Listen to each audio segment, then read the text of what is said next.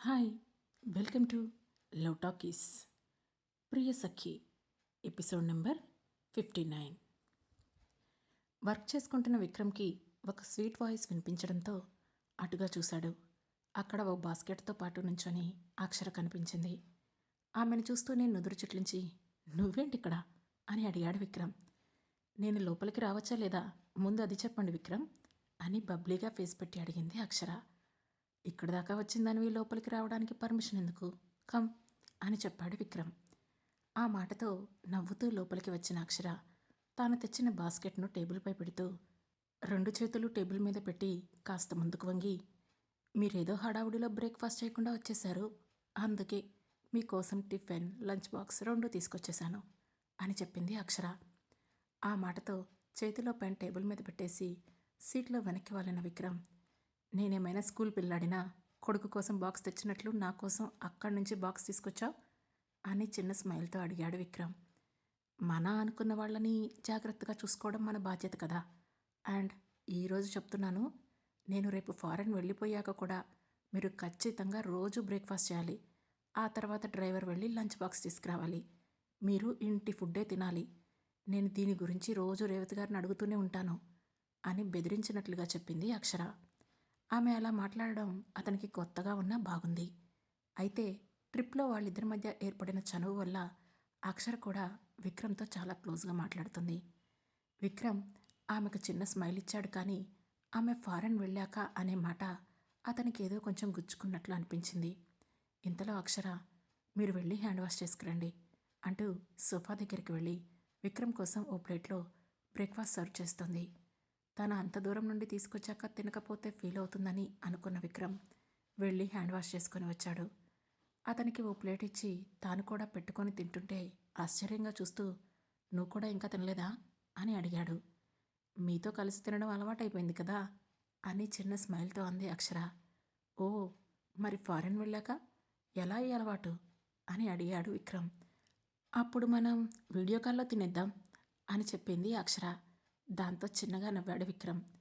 ఇద్దరి breakfast complete అయ్యాక, ఇక నేను వెళ్తాను విక్రమ్ అంటూ లేచింది అక్షర. ఆ మాటతో ఆమె ఇంకాసేపు ఉంటే బాగుండు అన్నట్లు ఆమె వైపు చూశాడు విక్రమ్.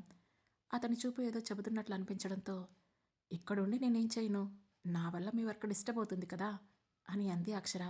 ఇట్స్ ఓకే, స్టే అని చెప్పి వెళ్ళి విక్రమ్ వర్క్ చేసుకోవడం స్టార్ట్ చేశాడు. అక్షర అలానే సోఫాలో కూర్చొని కాసేపు ఫోన్లో రీల్స్ చూసి ఆ తర్వాత బోర్ కొడుతుందని దిక్కులు చూస్తూ ఉంది. అది గమనించిన విక్రమ్, బోర్ కొడుతుందా, ఇంటికెళ్తావా అని అడిగాడు. ఇంటికి వెళ్ళాకైనా ఇదే కదా చేసేది, పర్వాలేదులే, ఉంటాను అని చెప్పింది అక్షర. సరిగ్గా అదే సమయంలో విక్రమ్ మొబైల్ రింగ్ అయింది. కాల్ చేస్తుంది ఎవరు అని అటువైపు చూడగా ధీరజ్ అసిస్టెంట్ మురళి నుండి కాల్ వస్తున్నట్లు కనిపించింది. ఆ నెంబర్ చూడగానే ఏదో ఎమర్జెన్సీ అని అర్థమైన విక్రమ్ టక్కున ఫోన్ లిఫ్ట్ చేసి, మురళి, ఏంటి విషయం, ధీరజ్ బానే ఉన్నాడా అని అడిగాడు. విక్రమ్ కంగారు చూసి వెంటనే అలర్ట్ అయింది అక్షర. ఫోన్కి అవతల వైపున ఉన్న మురళి మాట్లాడుతూ, సార్, ధీరజ్ సార్కి చాలా సీరియస్గా ఉంది, ఈరోజు బ్లీడింగ్ కూడా అవుతుంది, నాకు భయంగా ఉంది, మీరు వెంటనే హాస్పిటల్కి రండి సార్ అని కంగారుగా చెప్పాడు. ఓకే, నేను ఇప్పుడే స్టార్ట్ అవుతున్నాను అంటూ ఫోన్ కట్ చేసి, అక్షర, ధీరజ్కి హెల్త్ బాలేదు, నేను హాస్పిటల్కి వెళ్తున్నాను, నువ్వు ఇంటికి వెళ్ళు అని చెప్పి విక్రమ్ హడావుడిగా బయటికి వెళ్తుంటే, విక్రమ్, నేను కూడా మీతో పాటు వస్తాను అంటూ అతని వెనకే నడిచింది అక్షర. దాంతో ఇద్దరూ హడావుడిగా హాస్పిటల్కి వెళ్లారు. అదే సమయంలో మురళి నందినికి కూడా కాల్ చేశాడు. మురళి నుంచి ఫోన్ వస్తూ ఉండడంతో నుదురు చిట్లించిన నందిని ఫోన్ లిఫ్ట్ చేసి, చెప్పండి మురళి గారు అని ముభావంగా అంది. మేడం, ధీరజ్ సార్కి హెల్త్ మళ్ళీ అప్సెట్ అయింది, హాస్పిటల్లో అడ్మిట్ చేశాను అని డల్గా చెప్పాడు మురళి. ఆ మాట విన్న నందిని వెంటనే షాక్ అవుతూ, ఓకే, నేను వెంటనే స్టార్ట్ అవుతాను అని కాల్ కట్ చేసి వెంటనే ఆమె బయటికి పరిగెడుతుంటే అది చూసి హాల్లో కూర్చున్న జీవిత, అరే నందు అంటూ పిలిచింది. దాంతో టక్కున ఆగిపోయింది నందిని. ఇప్పుడే కదా జ్వరం తగ్గుతుంది, అప్పుడే ఎక్కడికి పరిగెడుతున్నావు, అయినా ఏంటా హడావుడి అంటూ ఆమె దగ్గరికి లేచి వచ్చి అడిగింది జీవిత. అది ఆంటీ అని తడబడుతూ చేతులు గిల్లుకుంటూ, ఇప్పుడెలా, ఆంటీ వాళ్ళకి నిజం చెప్పనా, చెప్తే తట్టుకోగలరా, అసలైనా ధీరజ్కి సిచ్యువేషన్ ఎలా ఉందో, ఆ సిచ్యువేషన్ అర్థమైతే అప్పుడు తనకి చెప్పొచ్చు అని అనుకుంటూ, ఏం లేదాంటీ, నా ఫ్రెండ్కి హెల్త్ బాగాలేదు, నేను వెళ్తున్నాను అని మళ్ళీ 2 అడుగులు వేయవింది నందిని. వెంటనే జీవిత నందిని చెయ్యి పట్టుకొని, నీకు కూడా బాలేదు కదా, ఇప్పుడు వెళ్ళడం అంత అవసరమా అని అడిగింది. అంటే ఇప్పుడు నేను బాగానే ఉన్నాను కదా ఆంటీ, తన దగ్గరకు వెళ్ళడం చాలా అవసరం, ప్లీజ్ ఆంటీ అని అడిగింది నందిని. ఆమె అంత దీనంగా అడిగేసరికి జీవిత ఇక ఆమెను ఆపలేక వదిలేసి, నువ్వు జాగ్రత్త నందు, కాస్త నీ హెల్త్ కూడా చూసుకో అని చెప్పింది. ఆ మాటతో ఓకే ఆంటీ, థ్యాంక్ యూ అంటూ వెంటనే హాస్పిటల్కు స్టార్ట్ అయింది నందిని. మరోవైపు క్రూజ్లో ఉన్న శివాని జ్యూస్ తాగి మళ్ళీ నిద్రపోయింది. అప్పుడే రూమ్ డోర్ ఓపెన్ చేసుకుని లోపలికి వచ్చాడు అశ్వత్. బెడ్పై ఆదమర్చి నిద్రపోతున్న శివాని దగ్గరికి వెళ్ళి ఆమె పక్కనే కూర్చున్నాడు. అతను వచ్చింది కూడా శివానికి తెలియలేదు. నిద్రపోతున్న ఆమె తలపై చెయ్యి వేసి ముఖం మీదకి వస్తున్న ఆమె హెయిర్ను వెనక్కి సరిచేస్తూ ఆమె నుదుటిపై చిన్నగా కిస్ చేశాడు అశ్వత్. ఆ తర్వాత చేతిపై తల పెట్టుకొని అలానే ఆమె పక్కన పడుకొని, ఐఎమ్ సారీ, నేను పంపించడం నాకు ఇష్టం లేదు, అలా అని నీకు ఇష్టం లేకుండా నా దగ్గర బందీగా కూడా ఉంచడం కరెక్ట్ కాదనిపిస్తుంది, మరి ఇంక నేనేం చేయాలి అని థింక్ చేస్తూ చాలాసేపు ఆమె దగ్గరే స్పెండ్ చేశాడు. ఇంతకు ముందులా ఆమెతో ఫిజికల్ రిలేషన్స్ కోసం కాకుండా ఇప్పుడు ఆమె మనసుకు దగ్గరగా ఉండాలని అతను కోరుకుంటున్నాడు. మొత్తానికి ఆ రోజు అలా గడిచిపోయింది. మరుసటి రోజు ఉదయానికి శివానికి మెలకువ వచ్చింది. బద్ధకంగా లేచి చుట్టూ చూస్తూ బెడ్ దిగిన శివాని కొంచెం ఓపెన్ చేసి ఉన్న డోర్ దగ్గరికి వెళ్ళి డోర్ పూర్తిగా ఓపెన్ చేసింది. అది ఓపెన్ అవ్వగానే ఆమెకు హ్యాపీగా అనిపించి వెంటనే బయటికి పరిగెత్తింది. కానీ బయట అశ్వత్ కానీ అతని టీం కానీ ఎవరూ కనిపించలేదు. దాంతో అనుమానంగా క్రూజ్ అంతా తిరిగింది. అందులో తను తప్ప ఎవరూ లేరు. ఆ క్రూజ్ కూడా హార్బర్లో ఆగి ఉండడంతో ఇక అదే అదనుగా కిందకు దిగిన శివాని చుట్టూ చూసింది. అది ముంబై అని ఆమెకు వెంటనే అర్థమైంది. థ్యాంక్ గాడ్, నేను మొత్తానికి మళ్ళీ ముంబై వచ్చేశాను, అమ్మయ్య అని తనలో తానే అనుకొని, నన్ను ఇక్కడ వదిలేసి ఈ అశ్వత్ ఎక్కడికి వెళ్ళాడు? ఎక్కడికి వెళ్తే ఏంట్లే, ముందైతే ఇక్కడి నుంచి నేను అర్జెంటుగా ఊరికి వెళ్ళాలి. నా గురించి బావా వదిన కంగారు పడుతూ ఉంటారు. నేను కనిపించడం లేదని నాన్న నన్ను తిడుతున్నాడో ఏమో. ముందు వాళ్ళని కలిసి వచ్చాక ఆ తర్వాత అక్షర సంగతి చూడాలి అని తనలో తానే అనుకుంది శివాని. ఇప్పుడు దేవనగరి వెళ్ళాలంటే డబ్బులు కావాలి. ఆ డబ్బులు ఎలా అని ఆలోచిస్తూనే హార్బర్ నుండి బయటకు వచ్చింది శివాని. సరిగ్గా అదే సమయంలో దేవనగర్లోని మహల్లో రవీంద్ర డ్రింక్ చేస్తూ కూర్చున్నాడు. అప్పటికే ఆదికేశవతో పాటు ఇంట్లో పనివాళ్ళందరూ కూడా నిద్రపోవడంతో కోపంగా తమ్ముడు గదిలోకి వచ్చి గది డోర్ పెట్టింది స్నేహలత. ఆమెను చూస్తుంటే ఆమె తనను తిట్టడానికే వచ్చిందని ఆల్రెడీ ఫిక్స్ అయిన రవీంద్ర ఆ తిట్లను యాక్సెప్ట్ చేయడానికి రెడీగా ఉన్నాడు. అతను ఊహించినట్లే స్నేహలత అతనిపై విరుచుకుపడుతూ, నీకు అసలు బుద్ధుందా రవి? ఎందుకు ఇలాంటి తిక్క ప్లాన్స్ వేస్తున్నావు? ఎప్పటికైనా ఈ మహల్కి నువ్వే రాజువి. ఆ టైం వచ్చే వరకు వెయిట్ చేయలేవా? అసలు ఊరి పెద్ద మనుషులతో మావయ్యని ఎందుకలా అడిగించావు అని అడిగింది స్నేహలత. ఇప్పటికైనా అడిగించకపోతే ఎలా అక్క? ఇప్పుడు ఆ శివాని ఎలాగూ చచ్చింది. ఇక ఈ ఇంట్లో మిగిలింది నేనే కదా. మరి నన్ను రాజుని చేయడానికి ఆ ముసలాడికి ఏం నొప్పొచ్చింది అని అడిగాడు రవీంద్ర. ఆపు రవి, ఇప్పుడు మాత్రం ఏమైంది? అంతా మన చేతిలోనే ఉంది కదా. రేపో మాపో ఆ ముసలాడు చస్తాడు. ఆ తర్వాత ఆటోమేటిక్గా అంతా మన చేతిలోకి వస్తుంది. అడగడానికి కూడా ఎవరూ ఉండరు అని స్నేహలత అంటూ ఉండగానే, ఎప్పటికైనా నిజం తెలిస్తే ఖచ్చితంగా దీని గురించి అడగడానికి ఒకరు వస్తారక్క అన్నాడు రవీంద్ర. ఆ ఒక్కరికి నిజం తెలిసినప్పుడు కదా మనం వాళ్ళ దగ్గరకు వెళ్లే వరకు వాళ్ళకు నిజం తెలియదు. అయినా అప్పటి వరకు ఎందుకు, ఈలోపే మనం ఆ ఒక్కరిని కూడా లేపించేద్దాం అని అంది స్నేహలత. అయితే అప్పటి వరకు నన్ను చేతులు కట్టుకొని కూర్చోమంటావా అని ఆవేశంగా అడిగాడు రవీంద్ర. నీకు చెప్పేది ఇదే రవి. ఇప్పుడు నువ్వు చేతులు కట్టుకొని ఎక్కడ కూర్చున్నావు? అంతా మన చేతిలోనే ఉంది కదా. మనం పెట్టమన్న చోటల్లా ఆ ముసలాడు సంతకం పెడుతున్నాడు.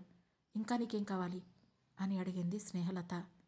పెత్తనం కాదక్క, పేరు పరపతి ఇవి కావాలి.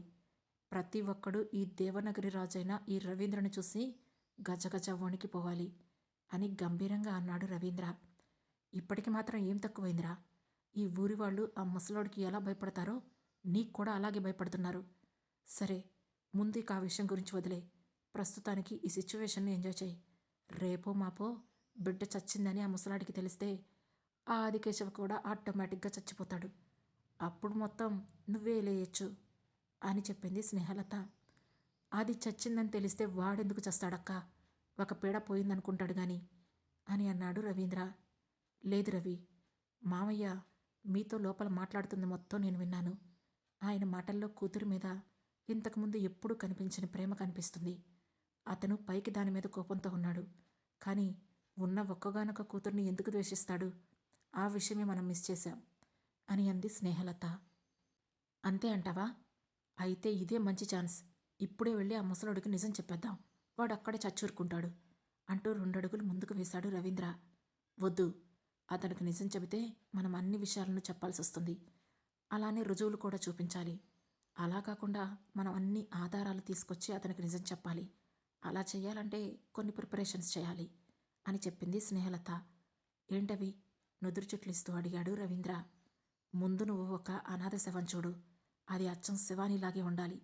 ఆ శవాన్ని ఇంటికి తీసుకొచ్చి ది శివాని అని నమ్మించి దహన సంస్కారాలు చేద్దాం. అవన్నీ చూస్తే ఆటోమేటిక్గా ముసలాడికి గుండె ఆగిపోతుంది. మన చేతికి మట్టి అంటకుండా పని అయిపోతుంది అని చెప్పింది స్నేహలత. నీ ప్లాన్ సూపర్. సరే, అయితే నువ్వు చెప్పినట్లు చేస్తానక్క అన్నాడు రవీంద్ర. ఆ తర్వాత అతను తాగుతున్న డ్రింక్ వైపు ఒకసారి సీరియస్గా చూసి అక్కడి నుంచి వెళ్ళిపోయింది స్నేహలత. అప్పటి వరకు తాగిన డ్రింక్ కంటే వాళ్ళ అక్క మాటల వల్ల వచ్చిన కిక్కుతో హ్యాపీగా నిద్రపోయాడు రవీంద్ర. మరోవైపు అక్షర, విక్రమ్ హడావుడిగా హాస్పిటల్కి వెళ్లారు. వాళ్ళని చూస్తూనే ఎదురు వెళ్ళిన మురళి, సార్, పరిస్థితి చేయి దాటిపోయినట్లు అనిపిస్తుంది అని టెన్షన్గా చెప్పాడు. లేదు మురళి, అలాంటిదేం జరగదు. ముందొకసారి డాక్టర్ని బయటికి రానివ్వు అని అన్నాడు విక్రమ్. అక్షర ఒక సైడ్కి నుంచొని ఉంది. ఇంతలో అక్కడికి పరిగెత్తుకుంటూ హడావుడిగా వచ్చింది నందిని. హడావుడిగా వస్తున్న ఆమెను చూస్తూనే అక్షర తల తిప్పి కొంచెం అలర్ట్ అవుతూ విస్తుపోయి చూసింది. నందిని వాళ్ళెవరిని పట్టించుకోకుండా ఐసీయూలోకి పరిగెత్తబోతుంటే తన చెయ్యి పట్టుకొని వెనక్కి లాగేసిన విక్రమ్, నందిని ఇక్కడే ఆగు అన్నాడు. లేదు విక్రమ్ గారు, నేను ధీరజ్ను చూడాలి, ఇప్పుడే చూడాలి అని ఏడుస్తూ చెప్పింది నందిని. ఆమె చేతిని అలాగే గట్టిగా పట్టుకొని, లిజన్ నందిని, ధీరజ్కి లోపల ట్రీట్మెంట్ జరుగుతుంది. డోంట్ డిస్టర్బ్, ఇక్కడ వెయిట్ చేయి. డాక్టర్ వచ్చే వరకు మనకేమీ తెలియదు కదా అని చెప్పాడు. ఆ మాటతో ఇప్పుడు ధీరజ్ని చూడకుండా ఉండడం నా వల్ల కావడం లేదు విక్రమ్ గారు అని ఏడుస్తూ అలానే కింద కూర్చుండిపోయింది నందిని. ఆమె చేతిని వదిలేశాడు విక్రమ్. కింద కూర్చొని ఏడుస్తున్న నందినిని చూడగానే జాలిగా అనిపించిన అక్షర వెంటనే ఆమె దగ్గరికి వెళ్ళి ఆమె భుజం చుట్టూ చెయ్యి వేసి పైకి లేపడానికి ట్రై చేసింది. అప్పుడే నందిని అక్షర వైపు చూడగా, ప్లీజ్ కంట్రోల్ యువర్ సెల్ఫ్ అంటూ ఆమెను తీసుకెళ్లి చైర్లో కూర్చోబెట్టింది.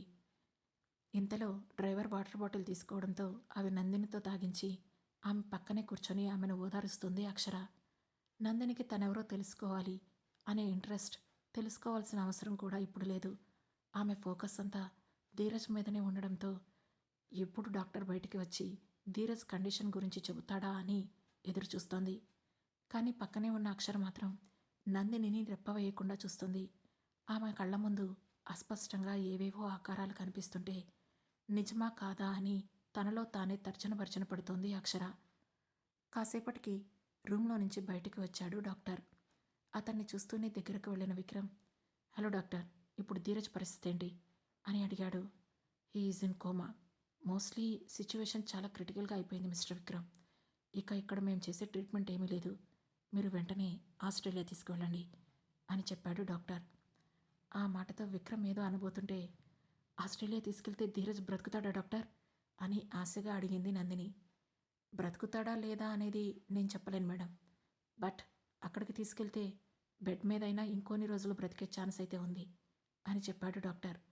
ఆ మాటతో నందిని మళ్ళీ ఏడుస్తుంటే, వెంటనే ఆస్ట్రేలియా వెళ్ళడానికి ఏర్పాటు చేయండి మురళి అని చెప్పి ఆస్ట్రేలియాలో ఉన్న డాక్టర్కి కాల్ చేస్తూ పక్కకు వెళ్ళిపోయాడు విక్రమ్.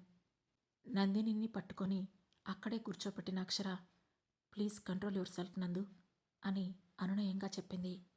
ఆమె అంత బాగా పలకరించడంతో అనుకోకుండా కళ్ళు పైకెత్తి అక్షర వైపు చూసిన నందిని ఆమెను ఆశ్చర్యంగా చూసింది. అంతలోనే ఏదో గుర్తుకు వచ్చినట్లు కళ్ళు చిట్లించి, నువ్వు నువ్వు అక్షర కదా, లీలావతి ఆంటీ ఆశ్రమంలో ఉండే అక్షరవే కదా అని అడిగింది. ఆ మాటతో అక్షర పళ్ళు బిగబట్టి అవును అన్నట్లు తల ఊపింది. దాంతో గట్టిగా అక్షరని హగ్ చేసుకున్న నందిని ఒక్కసారిగా బరువు తీరా ఏడ్చేసింది. ఆమె భుజంపై చెయ్యి వేసి రాస్తూ ఆమెను ఓదారుస్తూ ఉంది అక్షర.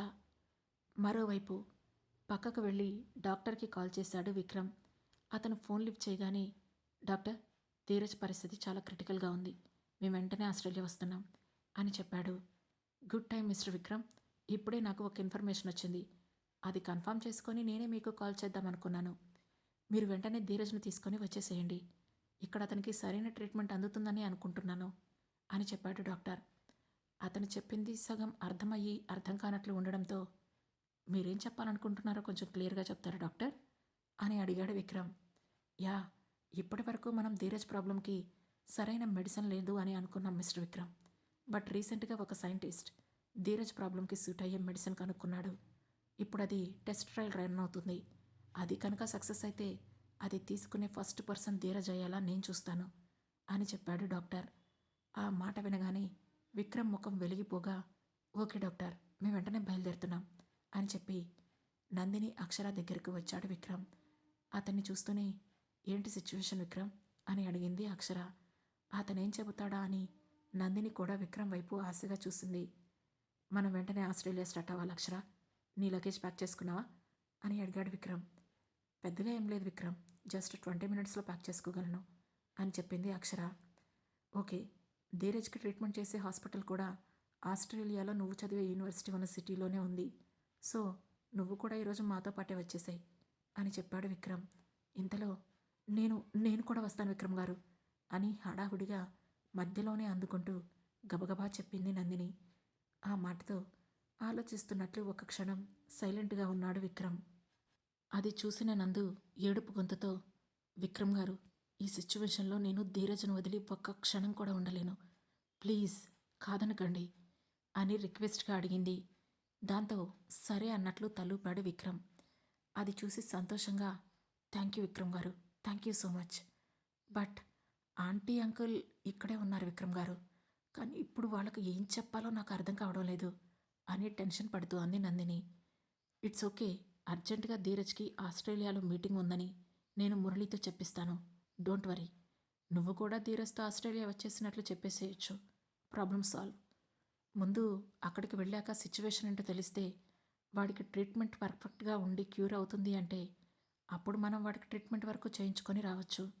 బట్ సిచ్యువేషన్ చేయి దాటిపోతుందనిపిస్తే అప్పుడు ఆంటీ అంకుల్కి ఎలా చెప్పాలో ఆలోచిద్దాం అని చెప్పాడు విక్రమ్. దాంతో సరే అన్నట్లు తల ఊపింది నందిని. ఓకే, నువ్వు అక్షర్తో కలిసి ఇంటికి వెళ్ళు. ఇద్దరు కలిసి ఫ్రెష్ అయ్యి రెడీగా ఉండండి.